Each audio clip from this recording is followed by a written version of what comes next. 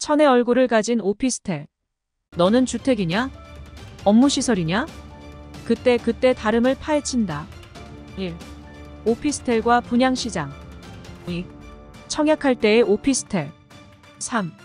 대출할 때의 오피스텔. 4. 주택 취득 시 오피스텔. 5. 재산세 부과 시 오피스텔. 6. 종합부동산세에서 오피스텔. 7. 양도소득세에서 오피스텔. 1. 오피스텔과 오피스텔 분양시장. 분양하는 사람들이나 공인중개사들이나 오피스텔에 대하여 말할 때에는 많은 종사자들이 주택수에 포함되지 않는다고 합니다. 그 이유는 부동산을 투자하는 사람들은 주택수에 아주 예민하기 때문입니다. 오피스텔이 주택수에 포함되느냐 아니냐에 따라서 취득세, 재산세, 종합부동산세, 양도소득세 모두에게 영향을 미치기 때문입니다. 그리고 대부분 오피스텔 분양시장에서는 오피스텔을 분양하면서 사업자 등록을 하게 하고 부가가치세를 환급받게 합니다. 그렇다고 오피스텔이 주택수에 포함되지 않을까요? 오피스텔을 분양받아서 주택수에 포함되지 않게 하려면 주거용으로 임차하지 말고 본인이 사무실 등 비주거용으로 쓰거나 아니면 비주거용 임차인을 구해야 되는데 현장에서 그런 임차인 구하기가 쉽나요? 사무실로 쓰려는 임차인이 있다면 굳이 주거용 오피스텔에 올까요? 사무실 전용 오피스도 많이 분양되고 있는데 말입니다. 여튼 오피스텔이 주택이 아니라 하면서 분양을 했을 때 준공이 되고 임차인 구할 때 수분양자로서는 황당하게 되고 오피스텔을 분양으로 일한 사람들은 난감하게 됩니다. 중개사가 여기 관여했다면 더욱 위험한 중개사가 될 수 있습니다. 따라서 오피스텔이 주택수에 포함되느냐?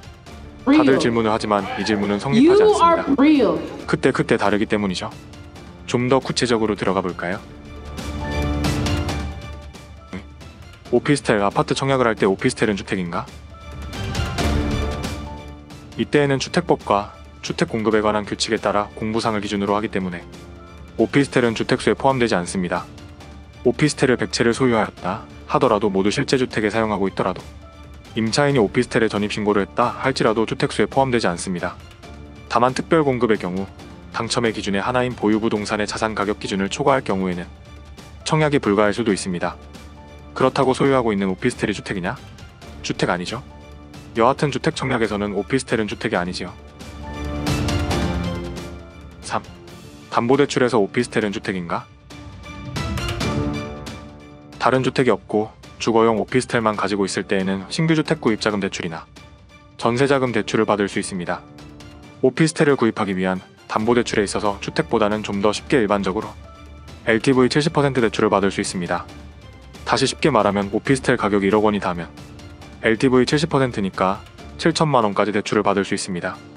물론 개인의 신용도에 따라서 다를 수도 있습니다. 그러나 DSR 소득 대비 부채 규모에서는 오피스텔에도 동일하게 적용이 됩니다. 그렇다고 오피스텔이 여기서 주택이냐 아니냐? 대출에서의 오피스텔, 주택이 아닙니다. 마음에 드시면 구독과 좋아요, 공유 부탁드립니다. 4. 주택 취득 시는 오피스텔이 주택일까요? 주택을 취득할 때 기존에 보유한 오피스텔을 주택으로 보느냐?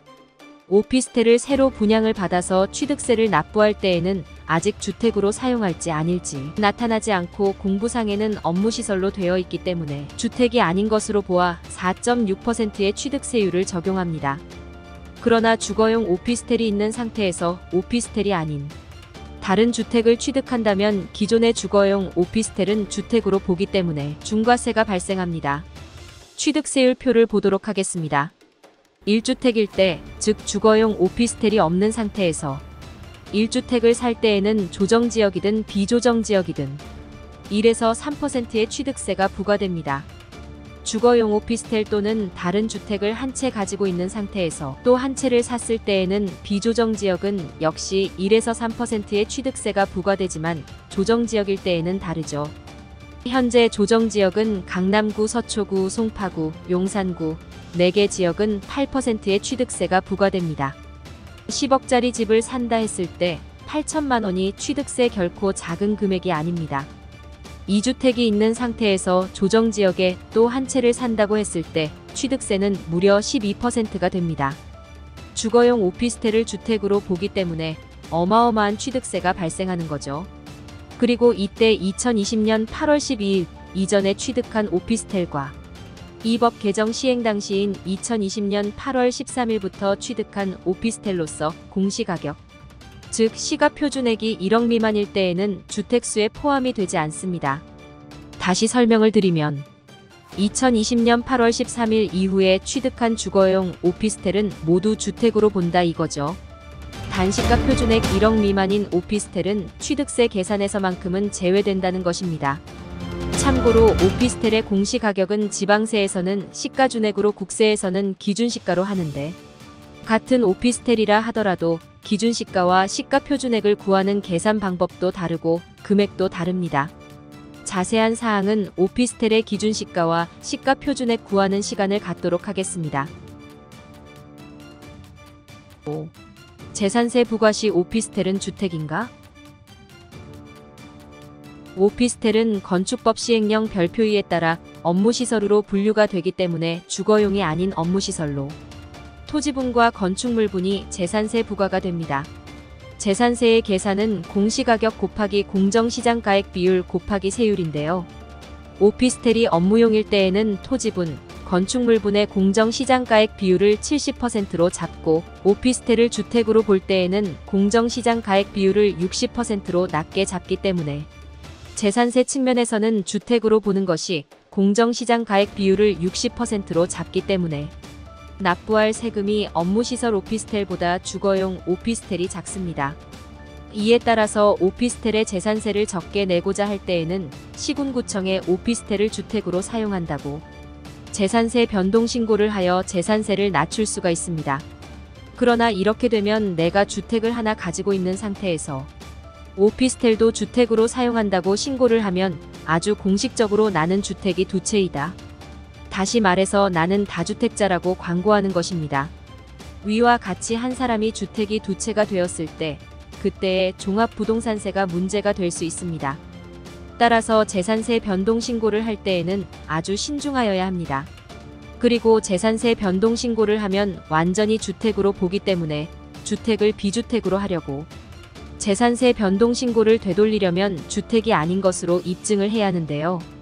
그게 실제는 쉽지 않다는 것입니다.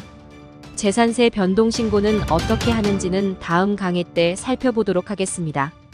따라서 내가 다른 주택이 없이 공시가격 6억 이하인 오피스텔만 한 채 가지고 있다고 하면 재산세를 줄이기 위해서 재산세 변동신고를 하면 되고, 그렇지 않은 경우에는 하지 않는 것이 일반적으로 유리하다고 보입니다. 6. 종합부동산세에서 오피스텔은 주택으로 보는가?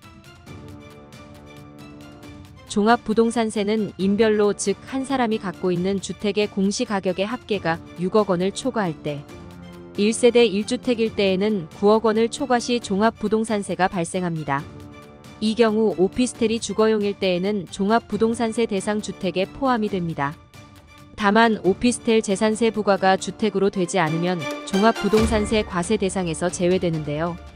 앞서서 재산세에서 오피스텔 주택으로 보는가에서 재산세를 줄이기 위하여 재산세 변동신고를 했다면, 즉 비주거용 오피스텔을 주거용 오피스텔로 공식적으로 변동신고를 하였다면 그 오피스텔은 주택수에 합산하므로 그 공시가격이 6억 원을 초과한다면 종합부동산세의 과세 대상이 되는 겁니다.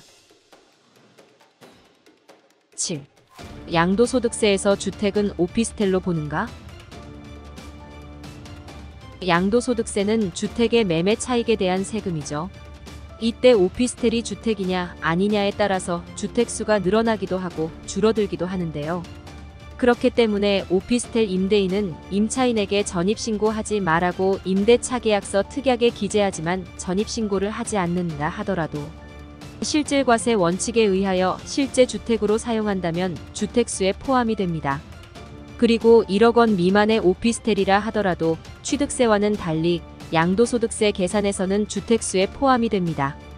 그러나 오피스텔을 딱 하나를 소유하고 있다고 할 때 그 오피스텔이 주거용 오피스텔로 사용하는 경우에는 양도소득세에서 1세대 1주택 비과세 적용을 받을 수도 있습니다.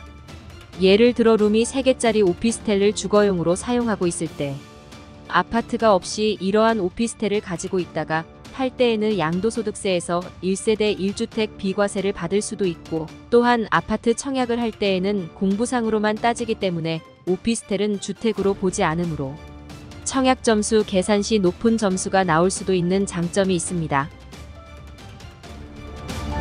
위험한 중개사. 오늘은 좀 내용이 길었던 것 같은데요.